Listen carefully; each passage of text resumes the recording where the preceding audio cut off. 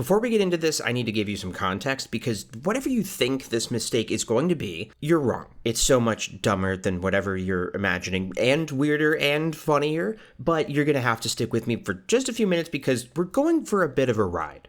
So I'm a former Jehovah's Witness, and on this channel I talk about the cult manipulation tactics the group's leadership uses. And this thing tends to happen where I start a script with the intention of writing a short, low-effort video, and then I go into an ADHD rabbit hole of pedantic nitpickery, and it turns into a long, high-effort project. And it happened again. In this case, the subject I was going to tackle was Watchtower's weasel words. Weasel words, to cite Watchtower's favorite book, the dictionary. Now, according to a dictionary, the dictionary says, one dictionary definition, are typically defined as something that someone says either to avoid answering a question clearly or to make someone believe something that is not true. JWFacts.com has a very useful article breaking down the way Watchtower typically uses these, and if you've ever watched or read JW materials, you're probably familiar with some of their frequently used catchphrases like, "We can reasonably assume," "It would appear," "It seems," and so on. The August 2024 Watchtower magazine is jam-packed with weasel words, so that was going to be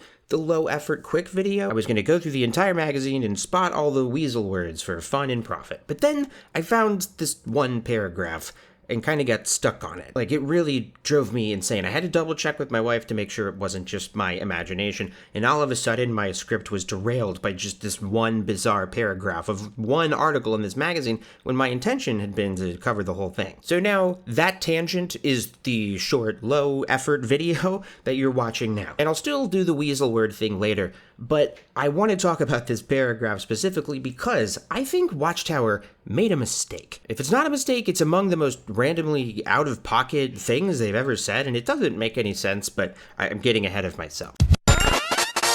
It's from this article entitled How the Congregation Reflects Jehovah's View of Sinners. And you can go back and watch my previous video, which breaks down the magazine in detail. But for our purposes today, all you need to know is that the whole August 2024 issue is focused on the way this high control group highly controls people with discipline. And to justify their changes to certain disciplinary practices, Watchtower attempt to reverse engineer some scriptural precedent. The Bible does not contain detailed descriptions of how modern day congregations of Jehovah's Witnesses should deal with stuff like sexting or something, so Watchtower just has to find something and say, Paul's counsel evidently refers to blah, blah, blah.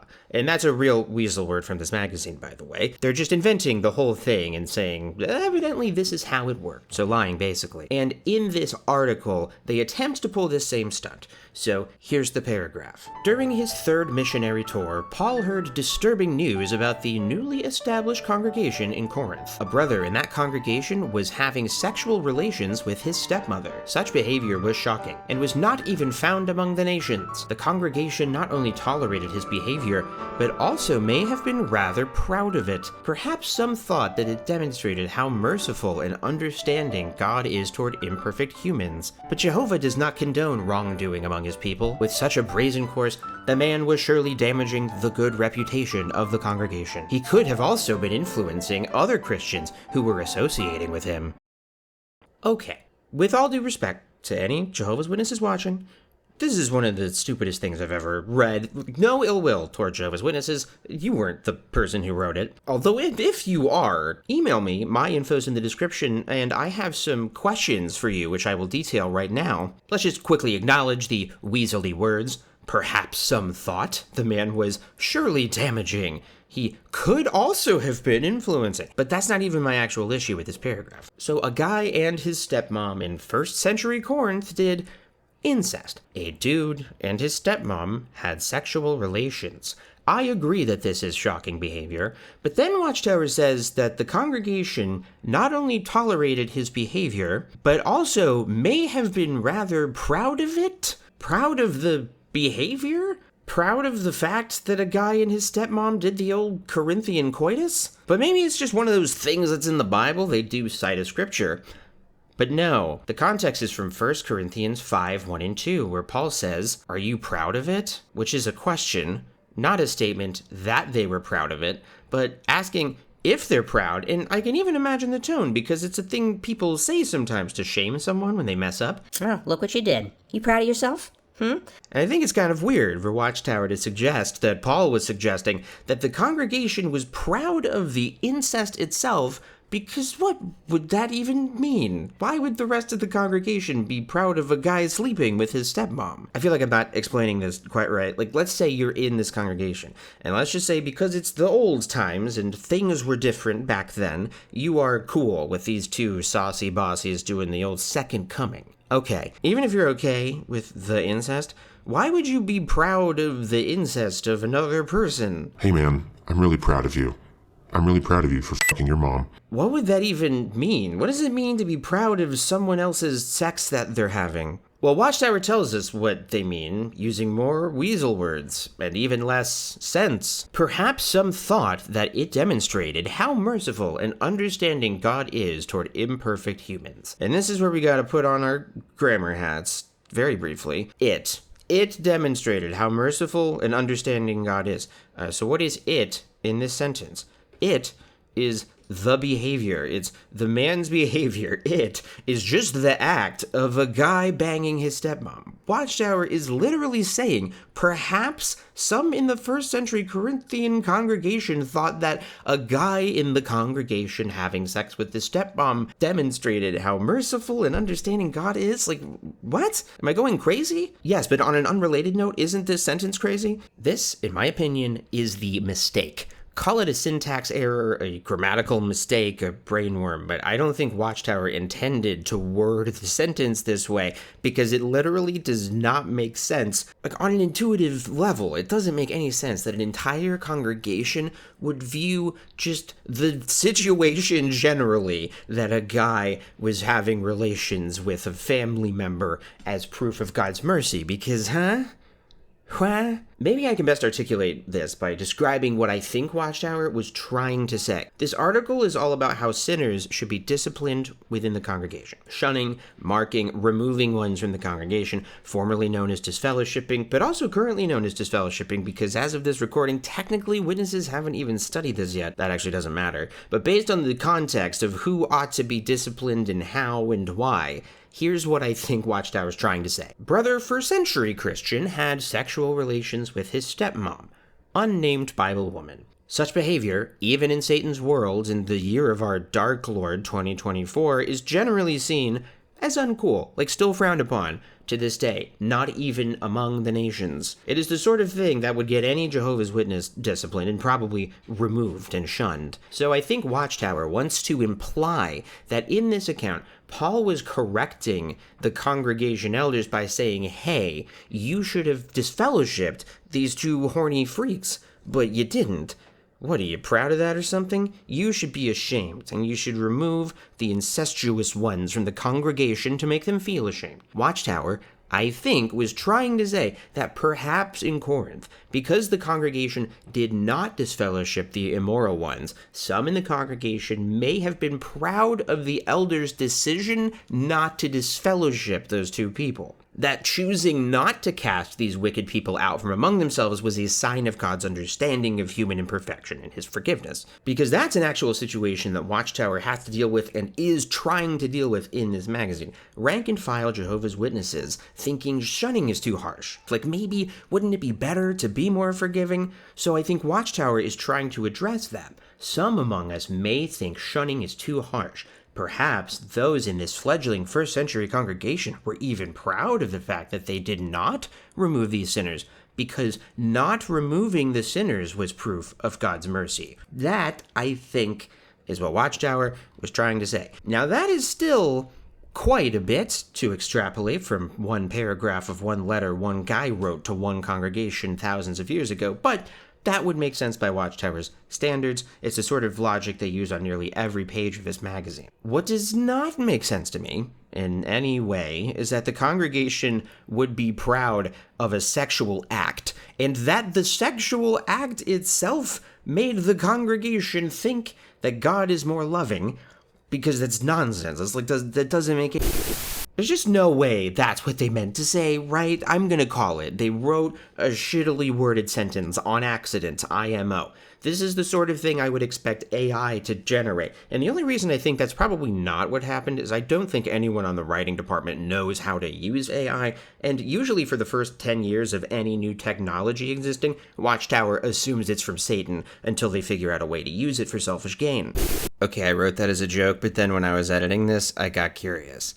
So I asked ChatGPT, it's come to this. I'm not proud of this, but I asked ChatGPT, can you explain this paragraph to me? What is the congregation mentioned in the following paragraph proud of? ChatGPT says, sure, please provide the paragraph you'd like me to explain, and I'll help you understand it. So I copied the segment we've been talking about, and I've been very skeptical about AI, but now that it's proven me correct about one thing maybe, I think it's great. The summary that it gave is this. In this paragraph, the congregation in Corinth is proud of their tolerance toward a member who was engaged in immoral behavior, parentheses, specifically a sexual relationship with his stepmother. Instead of addressing the wrongdoing, they may have felt that allowing such behavior showed how accepting and merciful God is, even toward those who make serious mistakes.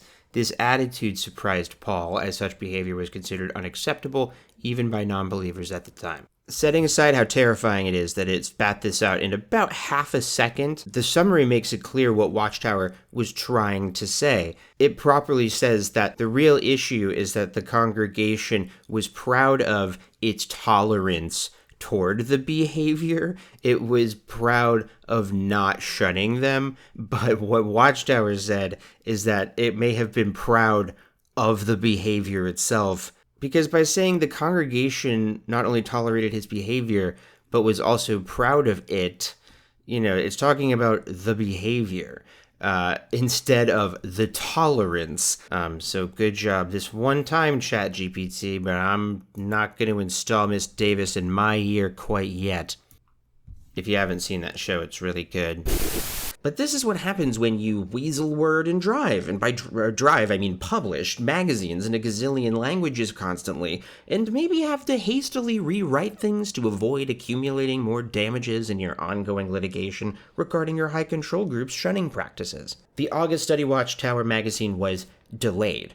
It was so delayed that they released the September issue first, like before the August one.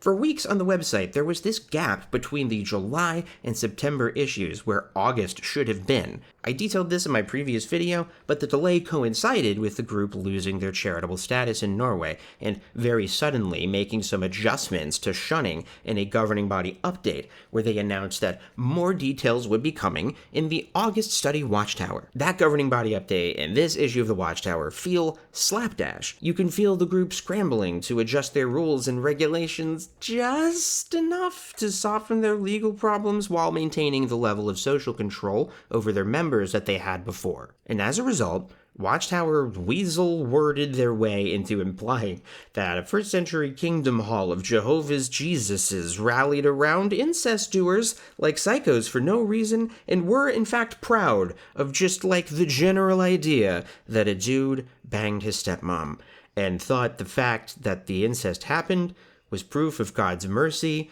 because if two people who aren't me have sex, God is merciful. That's a logical train of thought. Maybe. I mean, I can't prove it. I legit hope the writer of this magazine hears my criticism. And if you are here, brother writer from the writer department. Now, Brother Edward Algin, who works in the writing department, shovel the coal.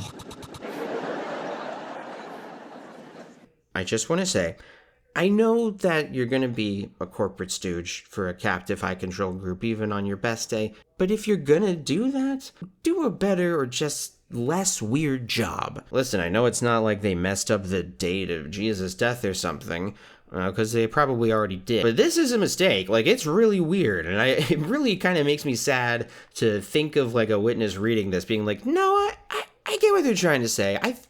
I'm probably just not getting it, but I get it. Like, I don't get, but I get it.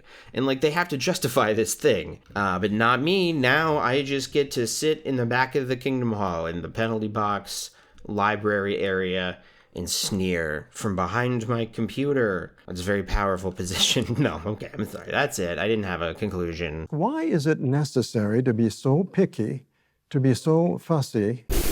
So a guy and his stepmom in first century Corinth did incest. Look, nobody knows why, but for some reason it was just always on the front page of first century Pornhub. Sex parchment. Like, on an intuitive level, it doesn't make sense that an entire congregation would view some guy having sex with his mom-in-law as proof of God's mercy because, Wait, no, mother-in-law is different than stepmom. What? That's what I get for going off script.